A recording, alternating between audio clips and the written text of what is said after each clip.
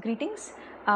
इस वीडियो में हम ये डिस्कस करने वाले हैं कि जो भी आप प्राइमरली कर रहे हैं उसके साथ आपको 3-4 चीज़ें और साथ में लेके चलनी चाहिए।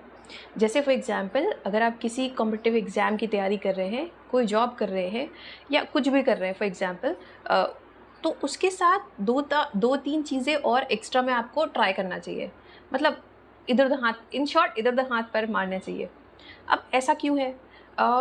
पहला रीज़न तो ये है कि अगर कोई भी काम है, चाहे वो आपका पैशन हो या प्रोफ़ेशन हो या आपसे ज़बरदस्ती कराया जा रहा हो, एक टाइम आने के बाद वो बोरिंग हो ही जाता है। जैसे अगर आप कॉम्पिटिटिव एग्ज़ाम की तैयारी कर रहे हो, तो आप अगर पूरे दिन पढ़ रहे हो, तो आप कहीं न कहीं बोर्डम फ़ील करने लगोगे जब आपको सेकंड टाइम, थर्ड टाइम या फोर्थ टाइम उस सिलेबस को रिवाइज़ करना पड़ेगा। क्योंकि सेम चीज़ रटते-रटते आप बोर हो जाओगे।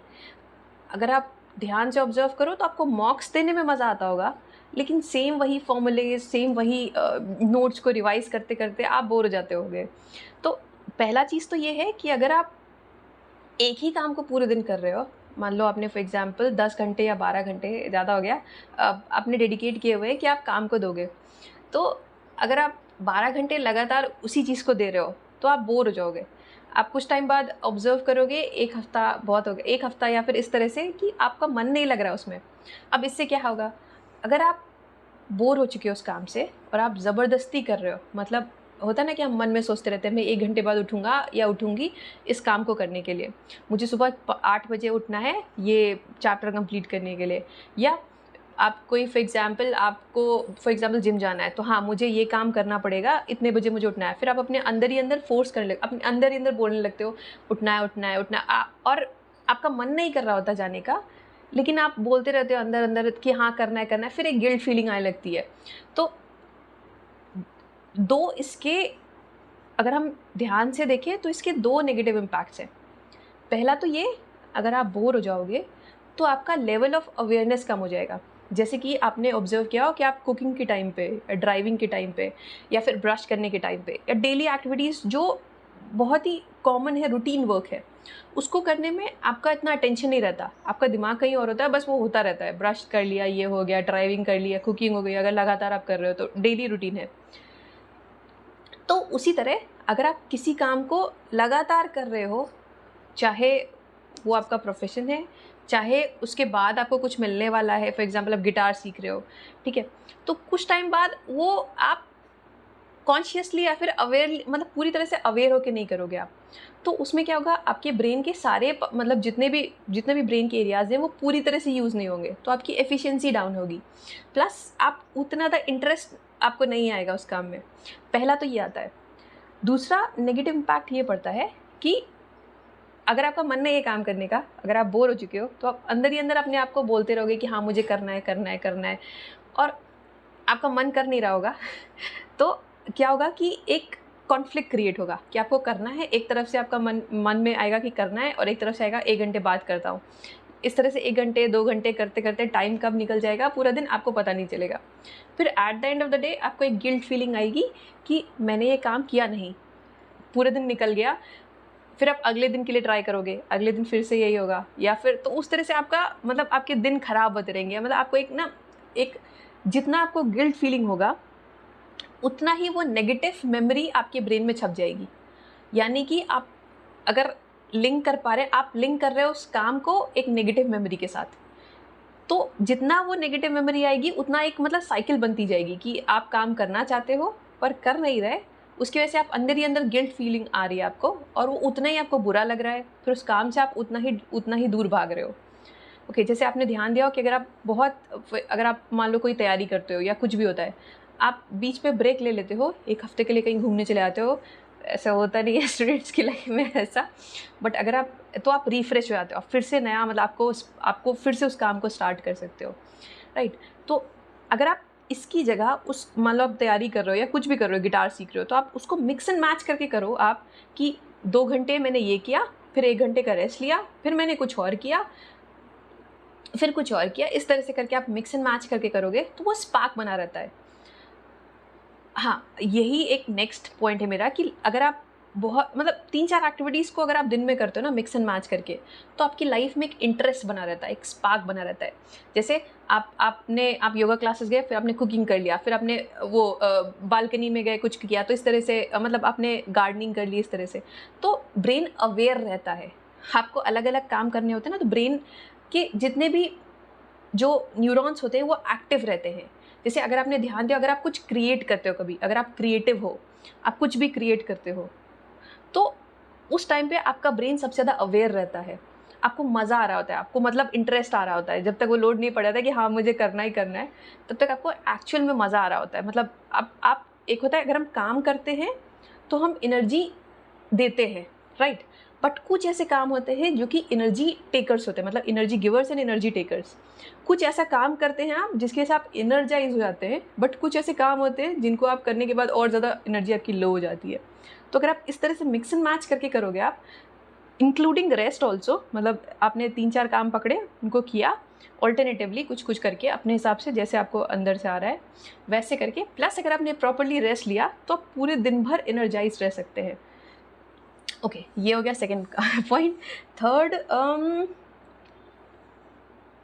राइट, अच्छा इसमें एक ट्रैप और है कि जैसे आपने सुना होगा बहुत मतलब ये बहुत कॉमन डायलॉग है, या फिर बहुत ही कॉमन ये है कि 4 नाव में पैर रखोगे या 2 नाव में 2 नाव में पैर रखोगे, तो ना इधर के रहोगे ना उधर के रहोगे। तो उस टाइम पे हम क्या करें? तो ये एक कॉन्फ्लिक्ट और क्रिएट होता है हमारे अंदर कि हम 3-4 काम को उठा लेते हैं, फिर उसके बाद हमने ये सुन के रखा होता है कि अगर हम 3-4 काम मतलब 2 नाव में पैर रखेंगे, तो हम ना इधर के रह पाएँगे, ना उधर के रह पाएँगे। और कॉमन डायलॉग्स होता है, मतलब बहुत ही कॉमन ये होता है कि अभी जो कर रहे हो उस पे पूरी तरह से फ़ोकस करो, 3-4 जगह अपना दिमाग मत लगाओ। ओके, तो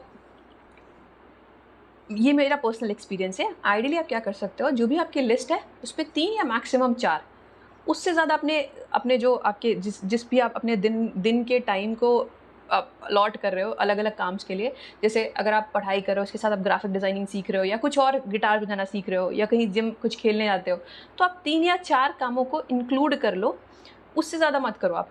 क्योंकि अगर आपने बहुत ज़्यादा कर लिया और बहुत ज़्यादा काम पाइल अप हो गए, तो आप कुछ भी नहीं कर पाओगे। जैसे आपने कभी ध्यान दिया हो, आपके पास जब बहुत आपकी बकेट लिस्ट नहीं, मतलब जो टू डू लिस्ट होती है, उसमें बहुत सारे काम आ जाते हैं, बहुत सारे इंपॉर्टेंट काम्स आते हैं।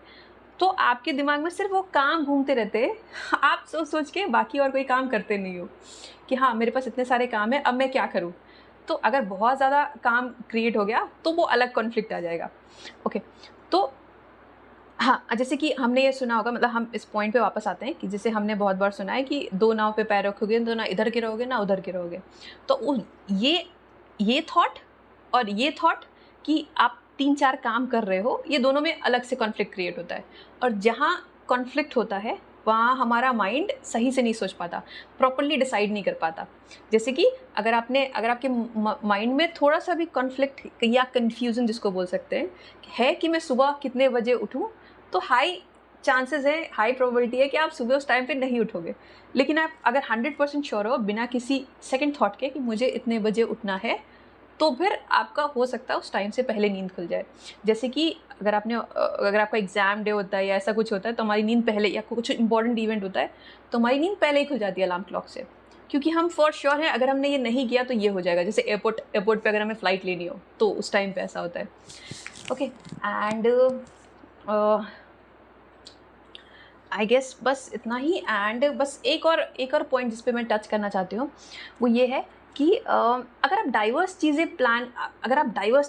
ट्राई कर रहे हो, जैसे कि मतलब 3-4 काम आपने पकड़ लिए, कुछ ऐसे प्रोडक्टिव काम या कुछ ऐसे क्रिएटिव काम आपने 3-4 पकड़ लिए और उन पे आप लेवल हाई करते जा रहे हो, तो ऐसा बहुत सारा केसेस हुए हैं जहाँ पे जो आप आइडियली कर रहे होते हो या जो आपने अपने लिए प्लान किया होता है, उससे कुछ और ही हो जाता है और वो बहुत कुछ अच्छा हो जाता है।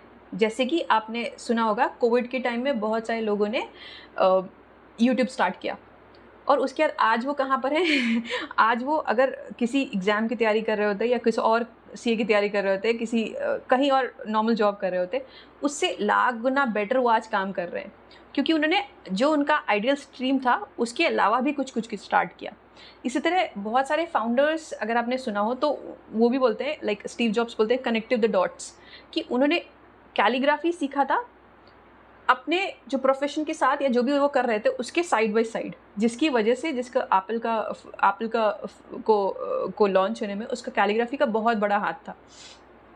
लेकिन उन्होंने आइडियली उस चीज़ के लिए नहीं कर रहे थे वो, राइट। जैसे कि आप खुद भी मतलब आप देख सकते हैं, जैसे बहुत लोग करते कुछ और हैं लेकिन साइड बाय साइड कुछ और करते हैं। जैसे अगर मतलब मैं पर्सनली जिसको एक बार देखते हो, एक ब्रुक एक चैनल आता है, राइट।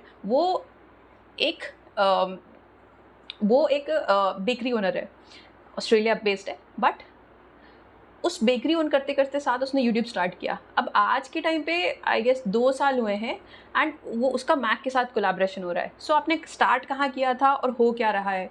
तो एक और कोट है ना कि आपका प्लान से ज़्यादा बेटर गॉड्स प्लान होता है। तो आप अगर डाइवर्सिफाई करोगे अपने उसको, तो आप एक्चुअल में आपकी लाइफ में स्पार्क बना रहेगा और आप ज़्यादा अच्छे प्रोडक्टिवली काम कर सकते हो।